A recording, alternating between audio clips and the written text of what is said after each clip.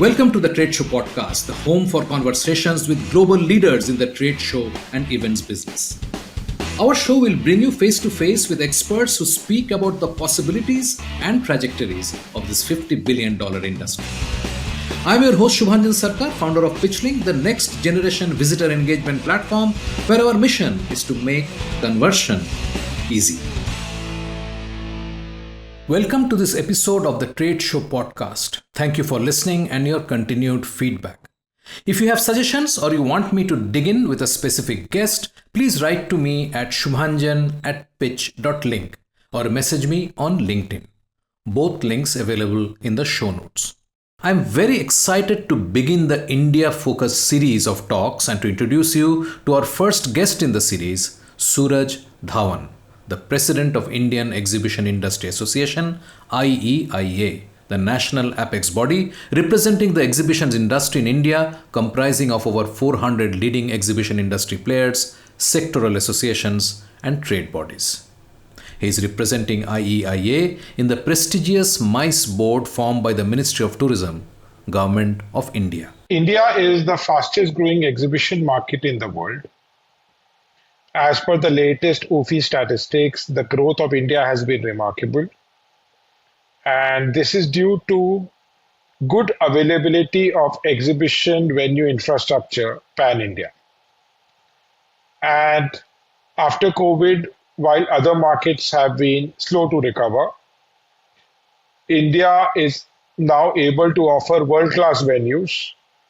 And since Indian economy is doing reasonably well as compared to the rest of the world, this is the market to do business with. Alumni of the Indian Institute of Management, Calcutta, Sooraj is attributed with inception and sustainable success of several landmark trade shows in India, including International Engineering Sourcing Show, InfoComm India, IPHEX India, CAP India, Source India, Logix India, and PlexConnect. A big advocate of Make in India, Export from India, Sooraj is an acknowledged specialist in organizing international buyer-seller meets in India in areas including engineering, power and electricals, automobile components, rubber, plastics and chemicals, pharmaceuticals, textiles, and information technology. He is national convener for MICE sector panel and is part of the UFI ISO working group. Sooraj is currently director to the Board of Governors at IIM Calcutta Incubation Park and is focused on mentoring startups all over the country. He is also the founder director of Falcon Exhibitions, India's leading B2B exhibitions management company. Now, on to this insightful episode with Sooraj Dhawan. Sooraj, welcome to the Trade Show podcast. I'm delighted to have you as my first guest from India, which is important because it is such a critical market, and you head the association which represents the Indian trade show industry, and I'm very thankful that you are actually taking out from your family and you are talking to me this evening. Thank you. Shubhanjan, it's a pleasure to join you today at this fireside chat. And I look forward to a very interesting conversation today. Absolutely. So let's talk about your journey. I mean, you have a sort of a huge legacy of work and association, and you're involved in, I mean, I had to literally scroll down to actually find your company, and which is like remarkable in the number of things that you do. So tell us about your work and where you are in your overall journey today. See, currently I am the managing director of Falcon Exhibitions Private Limited. This company was founded by me and my brother in early 2000. And we are in the business of organizing trade shows and exhibitions in India and all over the world. But having spent about 30 years in the industry, it's time to give back. And a lot of my time is now spent in helping, giving what wisdom, knowledge we have learned to the various alma maters as well as the exhibition industry, which we love the most. So currently, I'm also the president of the Indian Exhibition Industry Association. I'm on board of directors at the IIM Calcutta Innovation Park, and I do a lot of other volunteering activities in wherever I feel that we can add value to nonprofits in helping them grow. I believe that whatever we have learned, it is because of the good knowledge which has been imparted to us by our academic institutions. Whatever we can give them back is our pleasure. Wonderful. If we, I mean, we are focused on the trade show business, so we'll focus on that. From your vantage point, where do you see the industry is today? Where do you see industry is today, and where do you see this headed? So today, India is the fastest growing exhibition market in the world. As per the latest OFI statistics, the growth of India has been remarkable. And this is due to good availability of exhibition venue infrastructure pan India. And after COVID, while other markets have been slow to recover, India is now able to offer world-class venues. And since Indian economy is doing reasonably well as compared to rest of the world, this is the market to do business with. And exhibitions are primarily meeting places where buyers and sellers get together. And if an economy is doing reasonably well, both overseas people and Indian people would like to meet. And we feel our exhibitions in India offer and serve that medium. Today, India is aspiring to be a global supplier, and India has a large domestic market as well. So as a growing domestic market, there is a demand for new products, new technologies. There is increasing wealth, and people would like to buy more stuff. And that is where exhibition can give people choices. Likewise, as India plans to be an exporter as well, exhibitions are a good medium where overseas buyers can come and look at products from India, visit factories, and do good business together. And I feel that we should be doubling our business in the next 3 years. And while the current focus is on tier 1 cities, Delhi, Mumbai, Bangalore, Hyderabad, Chennai, etc., the next phase very soon will be on tier 2, tier 3 cities. There is already good, reasonable capacity expansion happening, and we feel the best is yet to come. How large is the industry currently, according to you? What do you have any numbers in terms of how big it is? See, in terms of economic value generated in Indian rupees, we are about rupees 50,000 crores. In terms of what business is really transacted at exhibitions, which is a really large number. And I would say in terms of US dollars, we would be about $4.5–5 billion. Okay. In terms of economic value generated at exhibitions. Right. And the trade show exhibition itself, the trade show business itself, rather, how large is it? I mean, is there any number available with us? See, in terms of numbers, it's very difficult to quantify because of the circularity in the economy. This is one of my favorite topics when we are here to assess numbers. But I would say that if an exhibitor is paying $100 to an organizer, the organizer is paying maybe $20 to the venue. The organizer is also paying, say, $50 to the various service partners. So the economic value has got a large multiplier impact. Sure. Then when the exhibitors are coming, they are staying in hotels, maybe another $10. They are buying taxis, another $5. They are flying down, another $10. So it's very difficult to quantify what is the real turnover.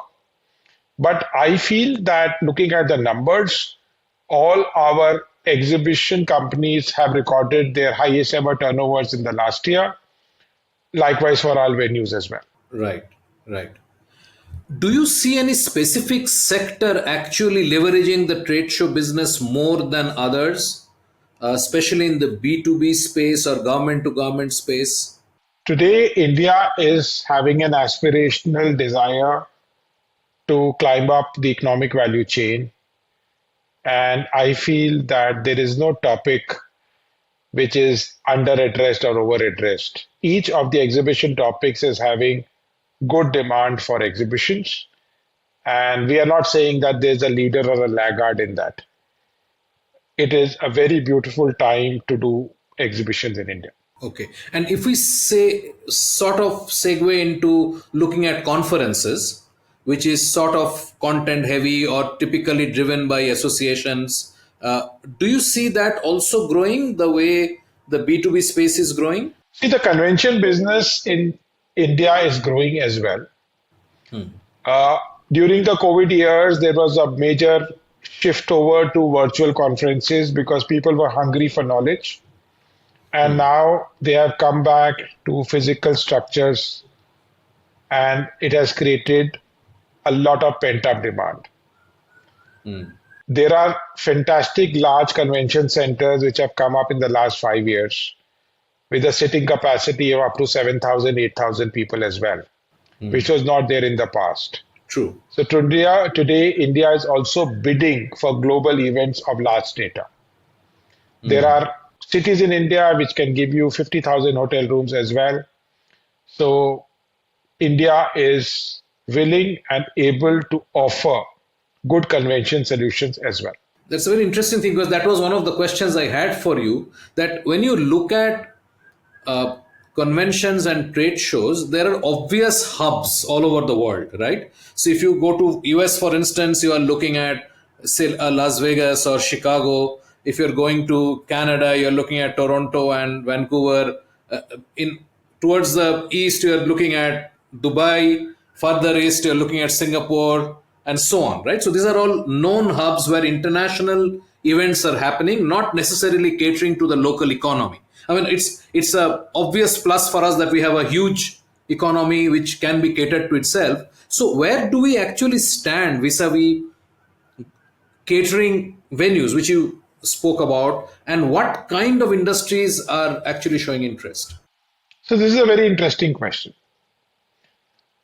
India was the host for G20 a few years ago, and there were 60 cities in India which hosted various meetings. So for us, we don't say that the MICE business is limited to a top three, top four, top five. These are existing solutions. But in terms of potential, there is about 50 plus cities in India which can host global conventions of some scale. And these are very interesting destinations like Srinagar, which can be up in the mountains, Sylvian Himalayan mountains. It could be places like Siliguri, which is again giving an East Indian gateway to Himalayas. There are plans to even set up convention centers in Siliguri. We can talk about green sylvan places like in Cochin, in parts of Kerala. And we also have certain exotic places in Jaipur, in Rajasthan. So whole of India, I would say either has an active potential or has a latent potential. But the government of India, Ministry of Tourism in the center, states are working very keen to say that when we are showcasing India, we are not saying Delhi, Mumbai, Bangalore, Chennai. Right, right. We are saying that there are much more, and each of the cities has the capacity to offer good quality convention solutions. Do you see in the near future any international trade shows moving to India from any of the other locations or anything new coming up? See, all good global trade shows would do their editions at several places, including India. A good example has been the CPHI show on the pharma, which is happening in Europe. It came to India several years ago.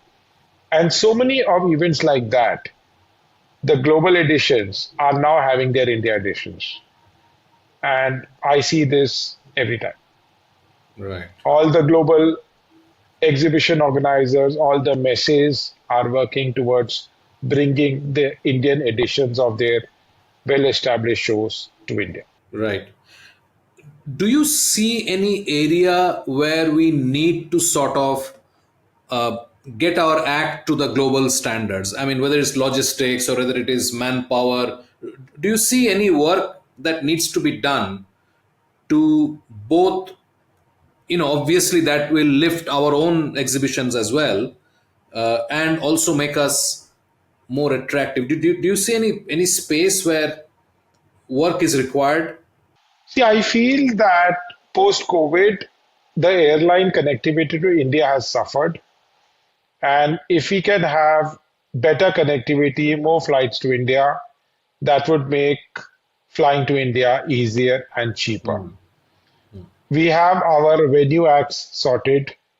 We have fantastic hotels in India which can meet the requirements for business travelers.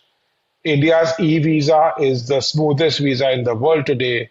One can even apply for a visa from 160 plus countries on their laptops, and visa can come in 2 to 3 days. I feel that if there are more flights which can be connected to India, that will make a big difference. And I think global airlines are now looking how they can increase the connectivity to India. And whenever we talk about India, we are not saying Delhi, Mumbai, Hyderabad, Mm. or Bangalore or Chennai.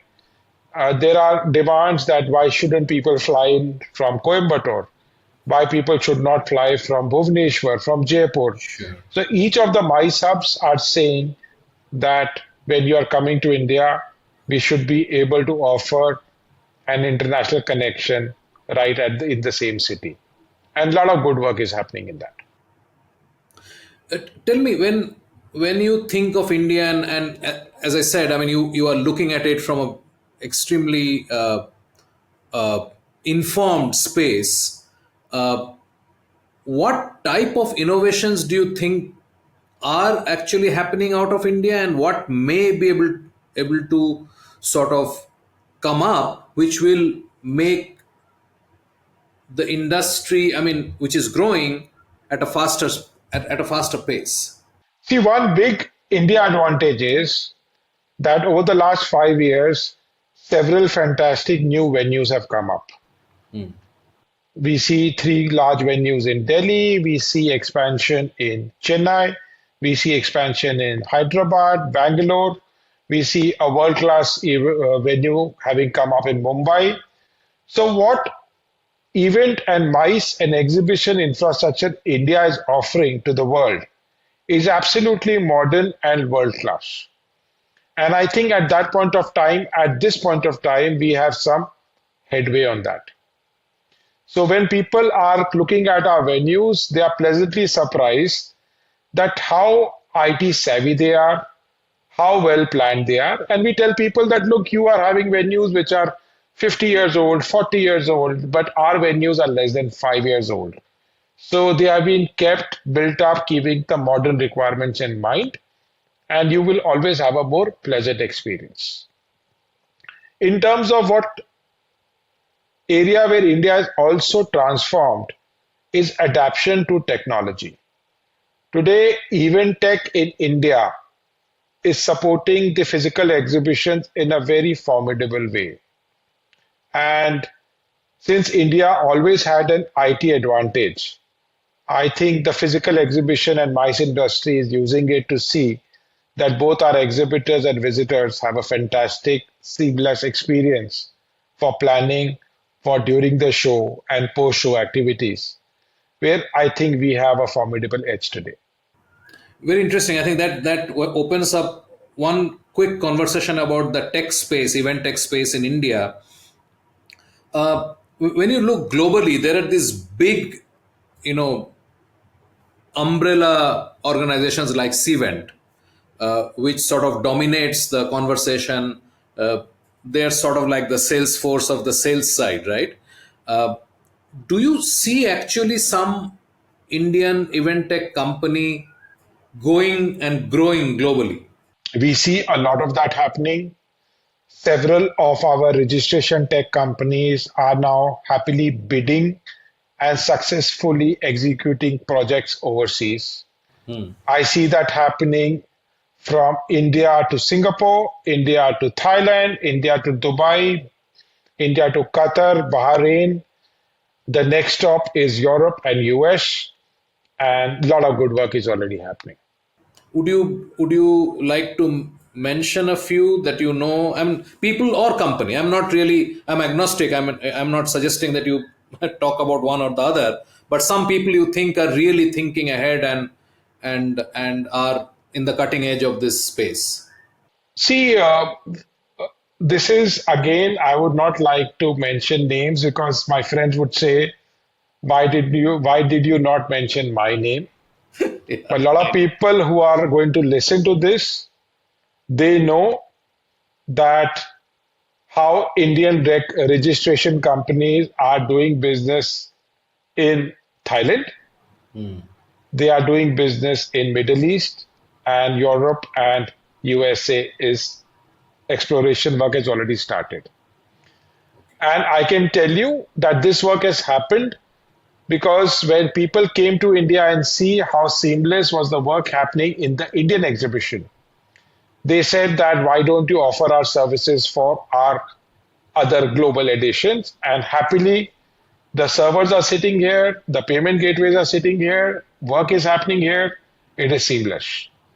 Uh, I would like to arrange demos for you down the line. After this, if you'd like to have a series of Sure. interviews, I Sure. can guide you to the right people who are doing this. Absolutely. I would love to. It's time for a short break. Stay with us.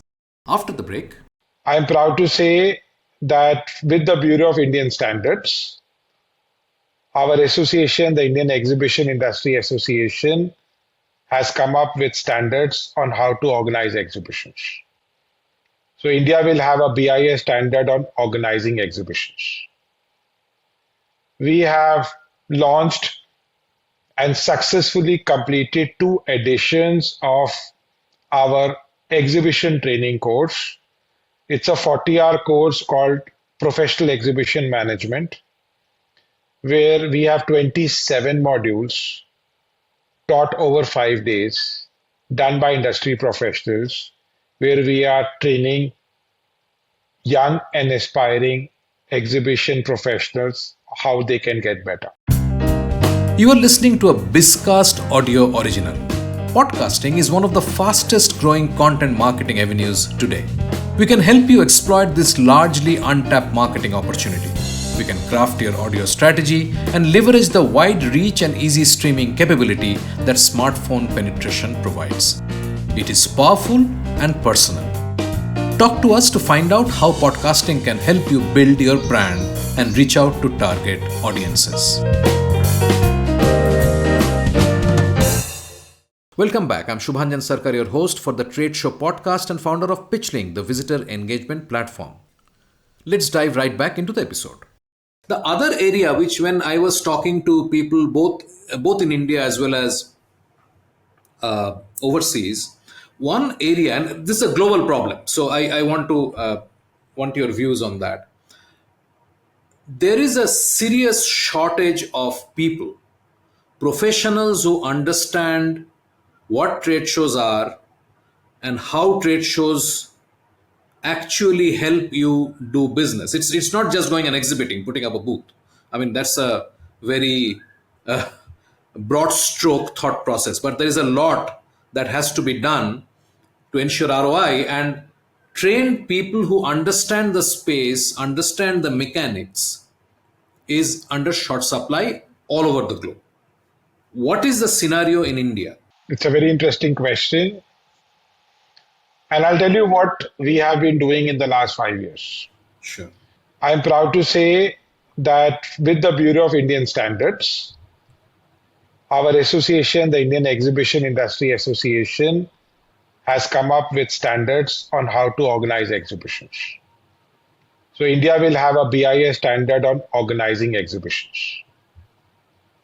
We have launched and successfully completed 2 editions of our exhibition training course.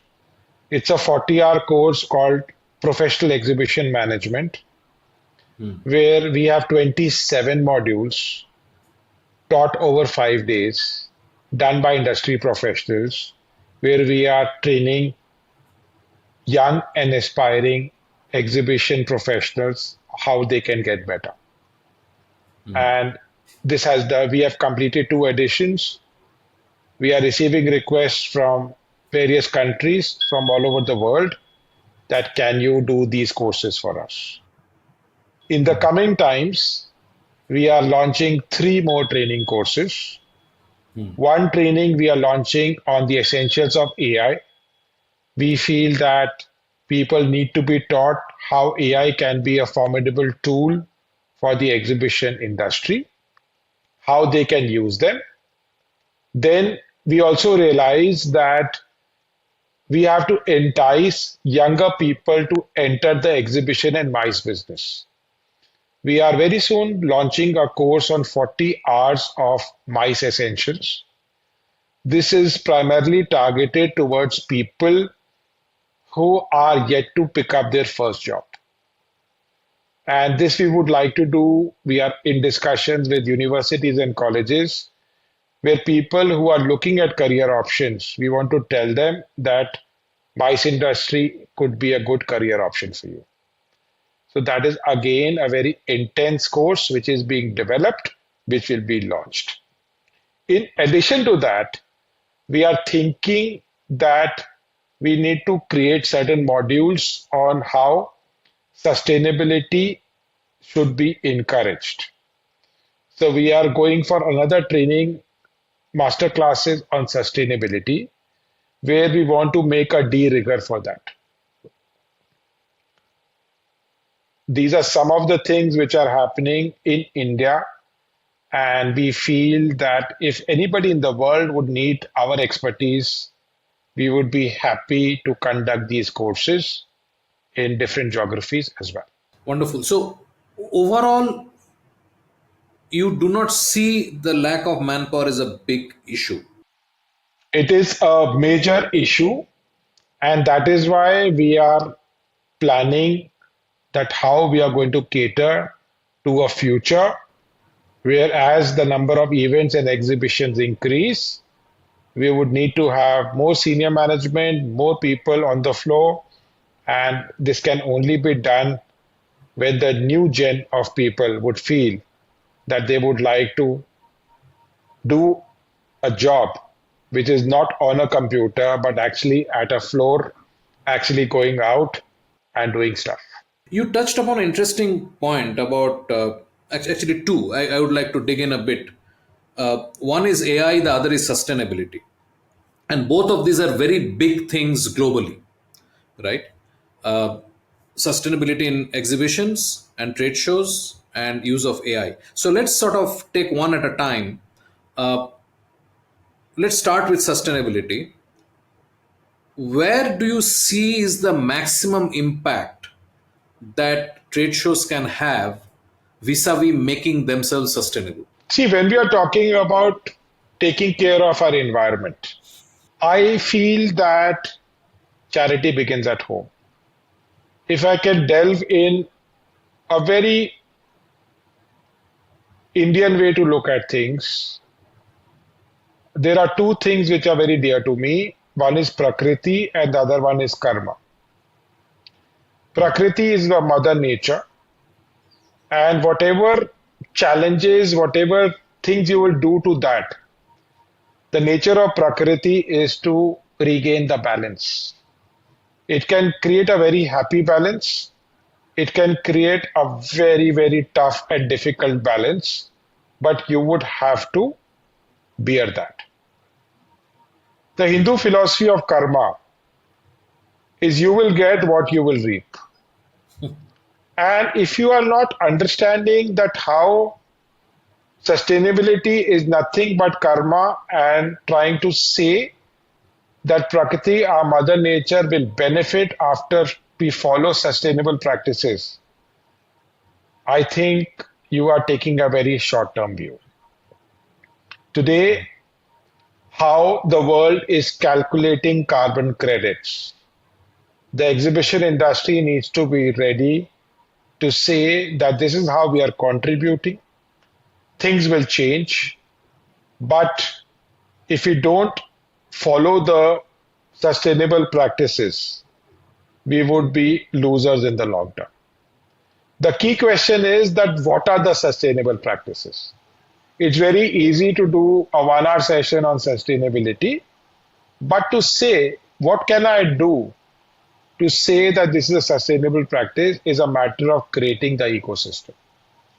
We are in the process of creating what all things can be done as a manual for sustainability. And this we will be soon be sharing with you. Whatever we are trying to do, we would like to make maximum things in the open domain so that people can learn what we have done. I feel that what little changes we are going to do today will have a big impact in the future. And we are not afraid or shy to make those little changes. A few years ago, flying by aeroplanes would need a jacket, a tie, and a business class suit. Now people are relaxed very casually. They attire very casually when they take a flight. Same thing may happen in B2B exhibitions in the future. But if you calculate how much energy saving will happen if everyone is wearing a half sleeve shirt today and the aircon can be put up by 3 degrees, it's a very interesting calculation. True, true. I think the discussions have been sort of centered around things like reusability. A lot of discussion in sustainability is linked to reusability, whether it's your lanyard or the booths that you put up. Especially if you're doing multiple exhibitions, participating in multiple exhibitions every year, how do you take it? How it is transported? How it can be fundamentally reused so that you're not doing it every time and thus consuming things that you should not. But yes, absolutely, I think less air conditioning is something, and that's something easily done, actually, thinking about it. See, I have created a top 100 list on sustainable practices. Down the line, in a few weeks from now, I can do a separate podcast with you only on what are 100 good karmic practices which can be used to make your living more sustainable. And it starts from a very simple thing of carrying your own pen and a notepad in your bag and not using a throwaway pencil or a pen or a notepad at the convention. Or if you are issuing notepads, doing something, give them a ring-binded notepad which people can take home and use for the future. There are a lot of practices we are thinking, we are doing, and my list is 100 plus. Wonderful. Yeah, we should do that. I think that will be very interesting, because again, the point is that if we do not make these discussions mainstream, if people don't actually think about it when they're not really in the process of actually ordering the swag or ordering the gifts or whatever giveaways of their booths and stalls, I think the discussions have to happen beforehand. See, we do a lot of deep thinking in that. I'll tell you another example, which is one of my favorite topics. At a meal being served, should it be a buffet spread? Should it be served on the table? Or should people be told to select what they want to eat and order a la carte? I can tell you, order a la carte, consumption wastage can be much lesser because people are eating what they want to eat. And telling people that start with small size portions where refilling can be done on demand can also save a lot of food. Telling people that the real fast foods of the world are not your chips and I would say stuff like chips or biscuits. They can be fresh fruits or apples or bananas It can make a big difference. But then it's how you start and how you will end. I would feel that the current generation of youth who are joining are much more mindful. They are very happy not to have grandiose presentations, but very functionally utilitarian presentations where they say that let's make an impact, but let us not create a big impact on wasteful resources as well. Sure, sure. Yeah, we would love to revisit this and have another conversation a few weeks down the line and actually dig deeper into this. Uh, the other thing that I wanted to talk to you about is AI. Again, when I'm talking to people, obviously AI is all over. Everything is getting impacted with AI. A lot of the discussion that I hear is focused on the attendee experience piece. Lot of the AI discussion that I am having with, say, I'm talking to Adam Perry or any of these guys, Tom Gazabi, these guys who are working on this area, they are all talking about primarily the attendee experience and how that can be made better, starting with matchmaking and you know the stuff. Do you see that being the first port of call for AI in trade shows, or is it something else? Again, a very interesting question. I'm giving you my take on this. Sure. See, my guru Yogananda has always said that one should always live in the moment. The current generation and the current style of living has been not living in that moment, but postponing it or creating stuff which can be reviewed in the future. To give you an example, I come and watch a very interesting keynote. Rather than focusing on that keynote speaker, most of us are busy recording that keynote on our phones and saying we'll watch it sometimes later or we would like to share with our friends. By doing that, while you are physically sitting there, you have not enjoyed or learned from that moment. You have actually postponed it. A lot of trillions of megabyte or gigabyte of information is currently being recorded for a possible use in the future. And I can tell you, nobody is going to revisit them in the future. So one has to be very mindful of how you are living that moment. I always tell people that when you are at an exhibition or a conference, focus on the stuff. What is the point of you coming to an exhibition and being there, attending a conference, but opening your laptop and answering your emails on the side? So it would be very good practices that people understand that if you are focused on that 20 minutes of that keynote, your takeaways are significantly higher rather than those 200 recordings which you would like to watch someday but you'll never end up watching. And AI is a great tool in helping you plan. AI should be used as an assistant for focused planning. I am seeing a lot of people who are today totally depending on AI for whatever paperwork or whatever responses they are creating. People are not even reading that. So if we are creating AI documents for if you are creating AI documents for if you are creating AI documents for to be read by another AI device, what is the fun and joy in that? We have to be very clear that when we are using AI tools, they should be support to the human brain. They cannot replace the human brain. That is what I feel. And there are a lot of good tools which are happening. AI is also majorly responsible for pushing the cause of sustainability. Hmm.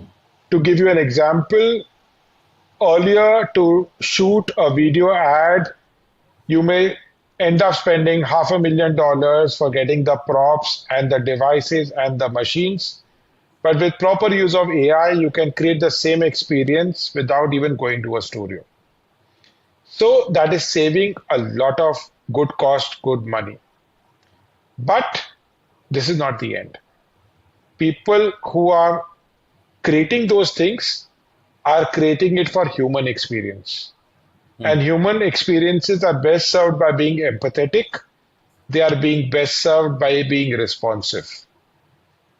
I feel that the fad will get slightly easier in times to come. Today, 70 to 80% of social media posts are being created by AI. And people can say that, look, he's a lazy bone. There is nothing actually created. It's just one command given. The respect will decrease in future. So human ingenuity, human way of thinking should be supplemented by AI. It should not be handed over to AI. And do you see any specific area, like, of course, the session bit, I understand you be there, AI can actually capture, summarize, give you the data later to for you to sort of supplement what you have learned, but you don't have to do it. I mean, you're right. I mean, there are 300 people in the room, everybody is recording the same thing. It doesn't make any sense. It can be made available to everybody by one single recording. I mean, all of us are wasting time, not paying attention. But who is consuming those 100 recordings or 1,000 recordings in the end? That is one question people should answer. I agree. I agree. Nobody, as you said, nobody. Nobody has time. You go back, you're back in your job, you have no time to look, open up the keynote and do anything. I totally agree with you. And I think there's a lot that can happen. So do you see any specific areas where people should be actually applying AI and possibly they're not doing it already?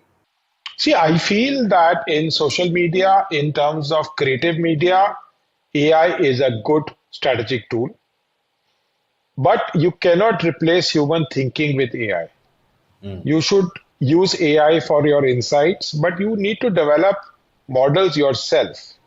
Today, the way people are, they are saying, okay, give a good, proper ChatGPT command, and you will have a report which you will never read it, but it looks good, you will send that report.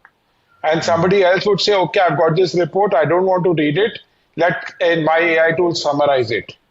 So what is the fun? Where we actually went, and tomorrow later, 3 months, 3 years, 30 years later, when there would be some cross-referencing, people would say decisions were based on garbage. True. True. True. Very interesting. Yeah. I mean, AI as a assistance is the way, not as a replacement. I think, but there's a lot of debate going on in multiple areas. So I mean, it's not restricted to trade shows. Obviously, I think it's a fundamental shift, sort of like what internet did in the 90s. It made a fundamental shift. AI is a fundamental shift. Absolutely. I call 5 fundamental shifts in the past when the telephone got discovered. People started using telephone. Right. When the camera was discovered, people started recording memories on camera. These two trends held us good for about 50 years till 90s. Then one fine day, email came. Again, a fundamental shift. One fine day, internet came, a fundamental shift. One fine day, everything got converged into a handheld device, a fundamental shift again. But today, there is a lot of relaxation where people are saying that I would not do it, but AI would do it. People say it's a fundamental shift. I would say that people should learn to measure and monitor how they can use AI rather than saying that we will stop thinking and ask AI to do the thinking for you. If AI is doing the thinking for you and you are totally dependent without analyzing what it has thought for you, then maybe your salary check should also go to the AI. Yeah, yeah, absolutely, absolutely. So, just to wrap up this conversation, how do you think the Indian trade show industry can play a leading role globally when you think of both sustainability and AI? Do you see a path? Do you have a vision that this is where we are, we should be sort of making a big difference? See how Indian exhibition industry is going to adapt to event tech and AI. I'm sure in the next few years we are going to make role models, and that we would be happy to pass on to the world to say how you can make this work more efficient. Sustainability is an ever growing subject. And I think at this point of time, a lot of good work is already happening in Europe with the European exhibition organizers. We need to learn from their best practices and arrive at an India model. So, an India model is not ready right now because things are fundamentally different in India. But that Right. model will come and that model will also get adapted in future. PitchLink makes buying easy by enabling high quality engagement between buyers and sellers. Through its presentation and discussion modules, sellers create customized sales narratives using sales collaterals and personal videos and reach out to prospects through a non-intrusive, buyer-qualified engagement process. PitchLink requires no installation or download, contains and manages the entire repository of sales collaterals and buyer-seller conversations. Talk to us to know more about how you can engage with customers without interruption. Connect with us on LinkedIn or visit tradeshowengage.com. That is tradeshowengage.com. Wonderful, Suraj. Thank you so much for your time. I really appreciate, and I will look forward to talking to those event tech guys out of India, and I will have to come back to you on the sustainability conversation in the next few weeks. This is not my last podcast with you. I'm sure I'll have a series of podcasts with you.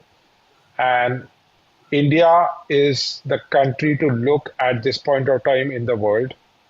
If any of the overseas organizers, service partners, etc., are willing to look at India, they're happy to contact me. We can point them in the right direction. Sure. If you are looking for India, India is looking for you. The time is now. Thank you. Thank you. It's a pleasure, and we keep in touch. God bless. Thank you. Thank you. We have a fantastic lineup over the next couple of episodes featuring great conversations on engaging your booth visitors and maximizing your ROI from your trade show investments. Subscribe in your favorite podcast app so you do not miss a single episode. Thanks for listening. Thank you for being with us today on the Trade Show Podcast, the podcast of record for the trade show and events industry.